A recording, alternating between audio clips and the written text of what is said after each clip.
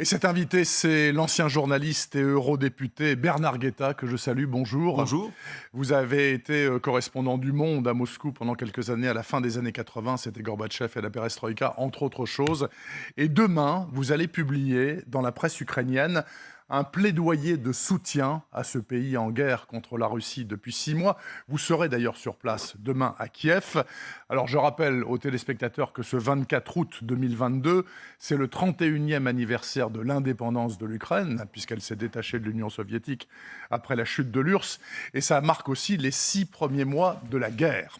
Alors Bernard Guetta, dans ce plaidoyer que j'ai lu avec attention ce matin, vous dites plein de choses et on va mettre quelques phrases en exergue pendant l'interview.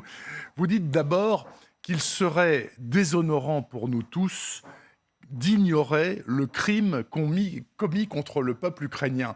Il vous semble que nous l'ignorons, ce crime, nous Non, occidentaux? il serait. Il serait. Mais ce n'est pas une hypothèse à l'ordre du jour, en l'occurrence. Non, je ne le crois pas du tout. Je ne le crois pas du tout, mais je pense qu'il est bien de rappeler pourquoi nous manifestons une solidarité politique et pourquoi nous manifestons une solidarité en fournissant des armes à l'Ukraine. Mais quand je dis nous, c'est nous les Français, nous les Européens, nous les démocraties d'une manière générale.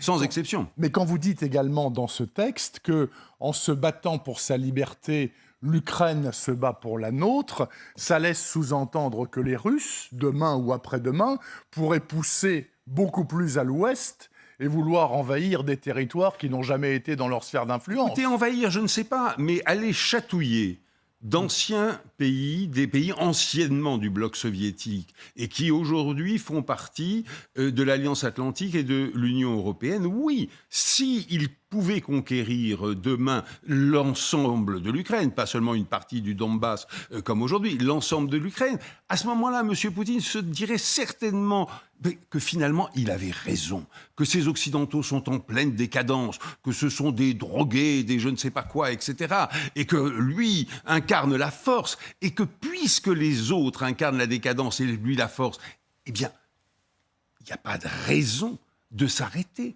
Parce que si M. Poutine veut reconquérir, reconstituer l'Empire russe, c'est même pas l'Union soviétique, c'est vraiment l'Empire russe séculaire. Mais à ce moment-là, pourquoi ne pas reconquérir les pays baltes? Pourquoi, au XIXe siècle, la majeure partie de la Pologne était russe? Absolument. Bon, eh bien, voilà les points d'interrogation. Et puis, il y a une autre chose. Si M. Poutine gagnait cette guerre, je ne pense pas qu'il la gagnera. Oui. Mais bon, prenons l'hypothèse où il la gagnerait. M. Xi Jinping en Chine se dirait immédiatement...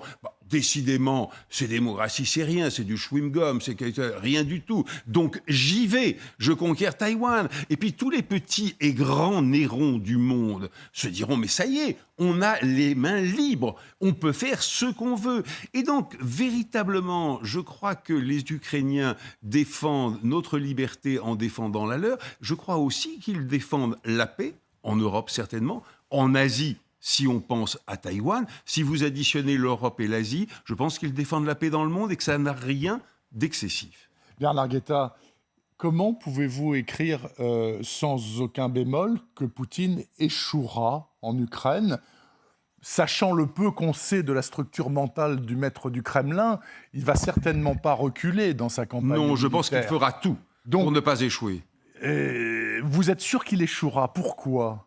Écoutez, c'est une conviction, c'est un peu différent, une certitude d'une conviction. C'est pas de la technique de guerre. C'est pas la même chose. Mais écoutez, on en est à 6 mois de guerre. La Russie est le pays le plus étendu du monde, pas d'Europe, et le pays le plus étendu du monde, assis sur un sous-sol regorgeant de gaz, de pétrole, de matières premières, etc. Virtuellement, c'est un des pays les plus riches du monde s'il était un tout petit peu mieux géré. Ce pays s'attaque à un pays qui est grand, mais enfin infiniment plus petit que la Russie. Et au bout de 6 mois, regardons la carte. La Russie contrôlait déjà une partie seulement du Donbass.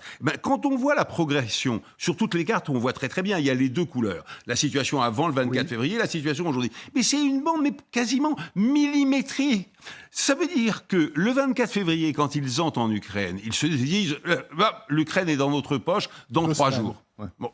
Vraiment dans 3 jours. Et puis, ils tombent de l'armoire et ils se disent, voilà, on va concentrer toutes nos forces sur l'ensemble du Donbass pour conquérir l'ensemble du Donbass.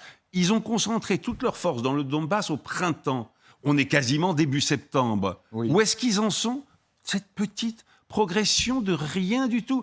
Monsieur Poutine se heurte à plusieurs problèmes. Il manque d'hommes. Il manque d'hommes parce qu'il ne peut pas déclarer une mobilisation en général parce que ce serait avouer qu'il est en guerre. Et vous savez, nous savons tous qu'il a inscrit dans le code, fait inscrire dans le code pénal le fait qu'on pouvait être condamné à 15 ans de prison. Si on dit que la Russie est en guerre. Si on dit que la Russie est en guerre si on en dit, Ukraine. c'est pire non, encore. c'est une opération militaire spéciale, c'est pas une guerre. Hein. Bon, la différence, etc. C'est comme les événements d'Algérie. Exact, oui. Enfin bon, sauf que ça, c'est une autre ampleur que ce qui était malgré tout la guerre d'Algérie. Mais donc, il ne peut pas mobiliser.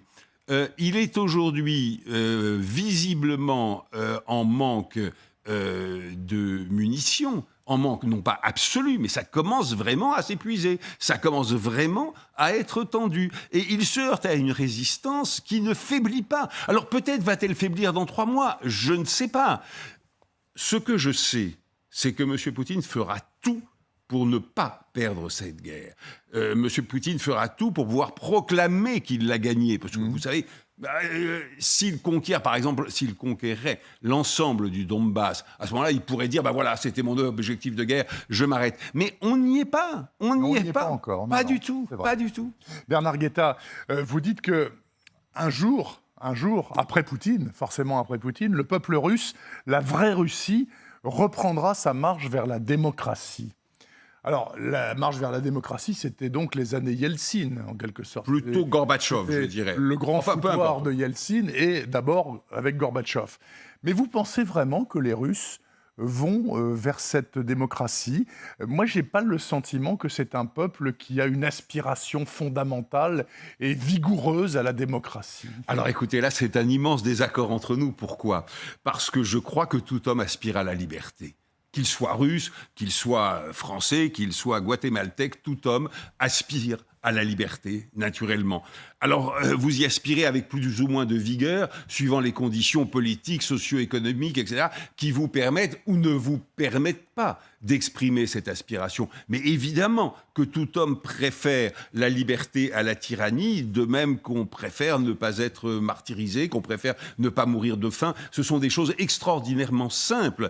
Et dans l'histoire... N'empêche que Poutine, l'anthropophage, est réélu avec 75% des voix à chaque fois qu'il se représente. Alors écoutez, d'abord 75, c'est peut-être un peu exagéré. 65. Bon, enfin oui, d'accord. Mais regardons la situation en Russie. M. Poutine a éliminé toute forme d'opposition. Oui.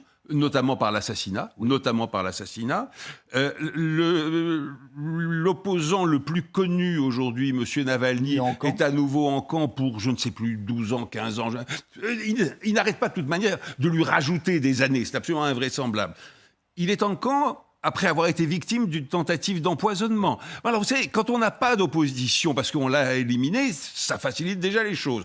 Quand vous contrôlez entièrement la presse, mais entièrement, totalement, qu'il n'y a pas une voix qui puisse dire autre chose que ce que vous faites dire par vos porte-paroles, ça facilite aussi beaucoup les choses. Et quand vous faites régner une terreur politique en couronnement, eh bien écoutez, s'il ne se faisait pas réélire avec ça, franchement, il serait encore plus nul qu'il ne l'est.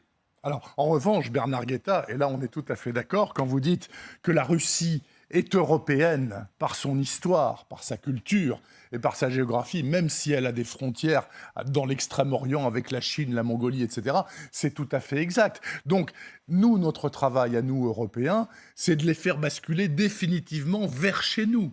On est bien d'accord, sinon ils vont tomber chez les Chinois. C'est ça le risque. Mais vous savez, ce qui fera basculer la Russie, ça sera la défaite de M. Poutine. Oui. Parce que le jour où M. Poutine aura perdu politiquement, militairement, ou les deux, eh bien, forcément, il y aura une réévaluation par son successeur, quel qu'il soit, qui ne sera pas forcément un grand démocrate. Je ne me fais pas d'illusions là-dessus. Mais il y aura forcément une réévaluation de la politique de la Russie, puisque la politique actuelle a échoué. Oui. Alors, le jour où ils vont réévaluer leur politique, que le gouvernement futur soit démocrate ou ne le soit pas, ils seront bien forcés de se dire eux-mêmes que l'avenir de la Russie est dans un partenariat avec l'autre partie du continent européen, c'est-à-dire l'Union européenne, plutôt que dans une vassalisation vis-à-vis de la Chine. Parce qu'enfin, écoutez, imaginons une seconde que vous soyez russe.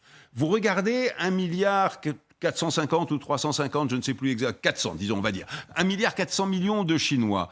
Vous regardez une dictature totale, une puissance ascendante, et vous voyez de l'autre côté 450 millions de citoyens de l'Union européenne, un ensemble prospère, stable, démocratique, dont vous partagez la culture par l'histoire, la géographie, la littérature, tout ce que vous voulez. Qu'est-ce que vous préférez ? Évidemment qu'ils préféreront à ce moment-là, tout simplement parce que ce sera leur intérêt, quel que soit le pouvoir qui succédera à M. Poutine. Alors bien sûr qu'à ce moment-là, les cartes seront rebattues. Bernard Guetta, est-ce que vous avez un message spécifique à dire demain à vos interlocuteurs ukrainiens à Kiev, en votre nom ou au nom du Parlement ou au nom de votre groupe parlementaire ? Non, ce sera en mon nom. C'est une initiative personnelle. Je vais à Kiev de ma propre initiative. Absolument, je ne serai le porte-parole de quiconque si ce n'est de moi-même.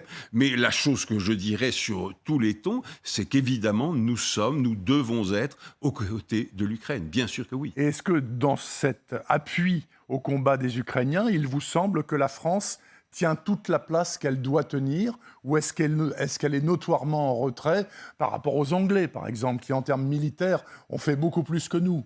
Vous savez, le patron d'un des grands services secrets du monde m'avait dit un jour, pendant que je l'interviewais, m'avait dit, vous savez, j'apprécie beaucoup le charme discret des Français. Le charme discret des Français. Pas de la bourgeoisie, mais des Français. Oui. Exactement. Eh bien, en l'occurrence, dans l'affaire ukrainienne, je crois que la France, discrètement, est très, très efficace dans le soutien à l'Ukraine. Plus précisément, vous avez quoi en tête ? Discrètement ? Discrètement. Les services ? Non, l'appui militaire, l'appui militaire, tout ce que vous voulez. D'accord. Écoutez, en tout cas, merci beaucoup Bernard Guetta d'être venu à LCI pour exprimer ce point de vue-là. C'était un plaisir. Que vous répercuterez donc clairement demain sur le terrain à Kiev, notamment avec la publication de ce texte. Ça sera publié dans l'Opinion aujourd'hui aussi. Ce sera dans l'Opinion oui, en plus aujourd'hui. Très bien. Eh bien, écoutez, merci beaucoup.